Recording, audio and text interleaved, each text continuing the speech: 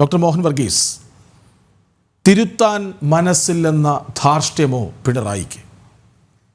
ശ്രീ കൃഷ്ണരാജ്, തിരുത്തൽ സ്വാഭാവികമായി ഉണ്ടാകേണ്ട ഒരു രാഷ്ട്രീയ പ്രക്രിയയുടെ ഭാഗമാണ്. അപ്പം തിരുത്താൻ മനസ്സില്ല എന്ന് പറയുമ്പോൾ അതിന് അർത്ഥം തന്നെ താൻ പിടിച്ച മുയലിന് 3 കൊമ്പുണ്ട് എന്ന് പറയുന്നതിന് തുല്യമാണ്. ഇവിടെ നോക്കൂ, ഇതിന് ഉപോത്ബലകമായ വിഷയം യാക്കോബായ സഭയുടെ നിരണം മുൻ ഭദ്രാസന അധിപൻ ഡോക്ടർ ഗീവർഗീസ് തിരുമേനി തിരുമേനിയുടെ ഭാഗത്തു നിന്ന് വന്ന കൂടലോസ് തിരുമേനിയുടെ ഭാഗത്തു നിന്ന് വന്ന ഒരു ചെറിയ പരാമർശം. അത് തിരുമേനി പൊതുവെ ഇടതുപക്ഷ സഹയാത്രികനായിട്ടാണ് സഭയ്ക്കുള്ളിലും പൊതുസമൂഹത്തിലും അറിയുന്നത്. അപ്പോൾ കൂർലോസ് മെത്രാച്ചൻ്റെ ഭാഗത്തു നിന്ന് വന്ന ഒരു സ്നേഹപൂർവമായ ഒരു തിരുത്തൽ സന്ദേശം, അത് ഇടതുപക്ഷ മൂല്യങ്ങളിൽ അടിയുറച്ച് വിശ്വസിക്കുന്ന ഒരാളാണ്. അപ്പോൾ ഇടതുപക്ഷ മൂല്യങ്ങൾ എന്ന് പറയുന്നത് തിരുത്തേണ്ടപ്പോൾ തിരുത്തുക എന്ന് തന്നെയാണ് ഗീവർഗീസ് മാർ കൂർലോസിൻ്റെ ഭാഗത്ത് നിന്നുകൊണ്ട് ഇടതുപക്ഷ മൂല്യങ്ങൾ. അത് മുൻകാലത്തും പലപ്പോഴും ഭദ്രാസനാധിപൻ എന്ന സ്ഥാനത്തിരിക്കുമ്പോൾ പോലും അദ്ദേഹം പറഞ്ഞിട്ടുള്ളത് ഇടതുപക്ഷ പ്രസ്ഥാനങ്ങളുടെ നന്മകൾ ആവോളം പറഞ്ഞിട്ടുണ്ട്. ശ്രീ പിണറായി വിജയനെക്കുറിച്ച് പോലും വളരെ നല്ല അഭിപ്രായങ്ങൾ മുൻകാലത്ത് പറഞ്ഞിട്ടുള്ള ഒരാളാണ്. അപ്പം ഇവിടെ സംഭവിച്ചത് തെരഞ്ഞെടുപ്പിൽ കനൽ ഒരു തരിയായി മാറി. ആലത്തൂർ മാത്രമായി, ആലപ്പുഴയിൽ ഉണ്ടായിരുന്ന ഒരു സീറ്റ് ആലത്തൂരിലേക്ക് മാറി. അപ്പോൾ ഇടതുപക്ഷ പ്രസ്ഥാനത്തിന് 35% വോട്ട് ഷെയറിൽ നിന്നും 33.5% വോട്ട് ഷെയറിലേക്ക് കുറയുന്നു. അപ്പോൾ ഈ രീതിയിൽ പോവുകയാണെങ്കിൽ ഭാവിയിൽ ഇടതുപക്ഷ പ്രസ്ഥാനത്തിൻ്റെ കേരളത്തിലെ അസ്തിത്വം തന്നെ ചോദ്യം ചെയ്യപ്പെടാം എന്ന ഒരു ചിന്ത അത് സാമാന്യ ഭംഗി അനുസരിച്ച് പങ്കുവയ്ക്കുകയാണ്. അതായത് എപ്പോഴും ഒരു പാർട്ടി അനുഭാവിയായി നിന്ന് പറയുന്നു. അതിലെ വരികൾ വളരെ ശ്രദ്ധേയമാണ്. ജനങ്ങൾ നൽകുന്ന തുടർച്ചയായ ആഘാത ചികിത്സയിൽ നിന്നും ഇനിയും പാഠം പഠിക്കുവാൻ തയ്യാറായില്ലെങ്കിൽ കേരളത്തിലെ ഇടതുപക്ഷത്തിന് ബംഗാളിലെയും ത്രിപുരയിലെയും അവസ്ഥ വരും.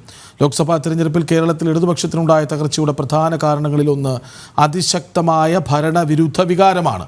CPM എത്ര നിഷേധിക്കാൻ ശ്രമിച്ചാലും, അതായത് പിണറായി ഇങ്ങനെ പറഞ്ഞാലും എന്ന് അദ്ദേഹം അഡ്വാൻസ്ഡായി പറയുന്നുണ്ട്, എത്ര ശ്രമിച്ചാലും അതൊരു യാഥാർത്ഥ്യമാണ്.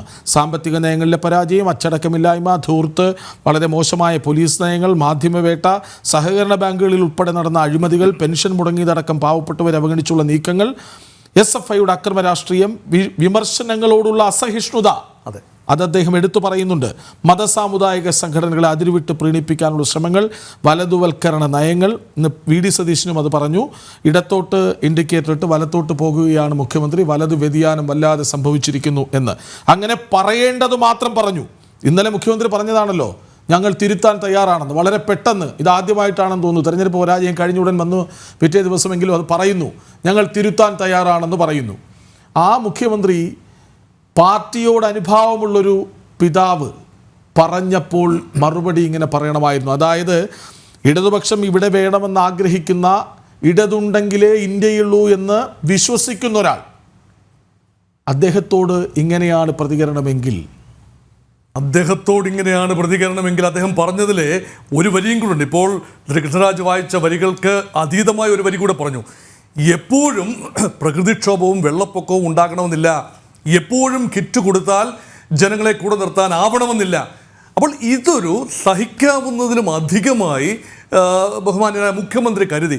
അപ്പോൾ അത് നമുക്ക് ചെയ്യാവുന്ന കാര്യം എന്താണ്? പരിണിതപ്രജ്ഞനായ ഒരു രാഷ്ട്രീയ നേതാവിൻ്റെ ഭാഗത്ത് ചെയ്യാവുന്നൊരു കാര്യം എന്താണ്? സഭാ മേലധ്യക്ഷന്മാരുടെ ഭാഗത്ത് നിന്ന് ഇങ്ങനൊരു പരാമർശം വരുമ്പോൾ അത് പൊതുവെ ഹിതകരമല്ല എങ്കിൽ സ്വകാര്യ സംഭാഷണത്തിൽ വേണമെങ്കിൽ പറയാം. പക്ഷേ പൊതുവേദിയിൽ, ഇത് പാലായിൽ വെച്ച് കൂടിയ ഒരു പൊതുവേദിയിൽ ഇത് പറയുമ്പോൾ അത് പൊതുസമൂഹത്തിൽ അത് വ്യാപകമായി ചർച്ച ചെയ്യപ്പെടുകയാണ്. അത് മാത്രമല്ല, ഓർക്കൂ, കേരളത്തിലെ ക്രൈസ്തവ സമുദായങ്ങളിൽ, അവാന്തര വിഭാഗങ്ങളിൽ യാക്കോബായ സമുദായം മാത്രമാണ് യഥാർത്ഥത്തിൽ ഇടതുപക്ഷത്തോട് ചെറിയ തോതിലെങ്കിലും തുറന്നു പറഞ്ഞത് അവർ മാത്രമാണ്. എല്ലാവരും സമദൂരം, മതേതരത്വം, ജനാധിപത്യം വിജയിക്കട്ടെ എന്നൊക്കെ പറഞ്ഞു പോയപ്പോൾ ഞങ്ങൾ ഇത്തവണയും ഇടതുപക്ഷത്തിനൊപ്പമെന്ന് ഉറക്കെ പറഞ്ഞത് യാക്കോബായ സഭ മാത്രമാണ്. അവരോടുള്ള ഒരു നന്ദികേട് കൂടിയാണോ തിരുമേനിയെ തോണ്ടൽ? അല്ല, അങ്ങനെ കരുതണം. കാരണം നന്ദികേടെന്ന് പറയുമ്പോൾ ഇത് യഥാർത്ഥത്തിൽ യാക്കോബ സഭ, ഓർത്തഡോക്സ് സഭ, മാർത്തോമ സഭ, ഇതെല്ലാം എപ്പിസ്കോപ്പൽ വിഭാഗങ്ങളാണ്, സുറിയാനി വിഭാഗങ്ങളാണ്. ആ വിഭാഗങ്ങളിൽ ഓർത്തഡോക്സ് സഭയ്ക്ക് അനുകൂലമായി കോടതി വിധിയുണ്ടായി. അപ്പോൾ പിടിച്ചു നിൽക്കണമെങ്കിൽ സംസ്ഥാന സർക്കാരിൻ്റെ സഹായം വേണം എന്നൊരവസ്ഥയാണ്. സ്വാഭാവികമായി ഒരു മധ്യ തിരുവിതാംകൂറിൻ്റെ വടക്കൻ ഭാഗത്ത് അല്ലെങ്കിൽ വടക്കൻ തിരുവിതാംകൂറിൽ സ്ഥാനം ഉറപ്പിക്കണമെങ്കിൽ യാക്കോബായ ബെൽറ്റ് ആണെന്ന് വേണമെങ്കിൽ പറയാം. എറണാകുളം ജില്ലയുടെ കിഴക്കൻ ഭാഗങ്ങൾ, കോട്ടയം ജില്ലയുടെ വടക്കൻ ഭാഗങ്ങൾ, ഇങ്ങനെയുള്ള ഭാഗങ്ങളിൽ പ്രധാനപ്പെട്ട ഒരു ശക്തിയാണ് യാക്കോബായ സമുദായം. അപ്പോൾ അവിടെ നടന്ന തെരഞ്ഞെടുപ്പിൽ ഇടതുപക്ഷം വലിയ പ്രതീക്ഷയൊന്നും വെച്ചില്ല എങ്കിലും കുറച്ചുകൂടി വോട്ട് ഷെയർ നേടാം എന്ന് വിചാരിച്ചു. പക്ഷേ എറണാകുളം മണ്ഡലത്തിൽ തോൽവിയാണ്. പ്രത്യേകിച്ചും ചാലക്കുടി മണ്ഡലത്തിൽ ബെന്നി ബെഹനാൻ ജയിച്ചു വരുന്നത് ആ സമുദായക്കാരൻ തന്നെയാണ്. പക്ഷേ അദ്ദേഹം UDF സ്ഥാനാർത്ഥിയാണ്. അപ്പോൾ LDF കാര്യമായ നേട്ടം സമുദായ വോട്ടുകൾ ഉണ്ടായില്ല എന്ന ഒരു ചിന്ത വരാം.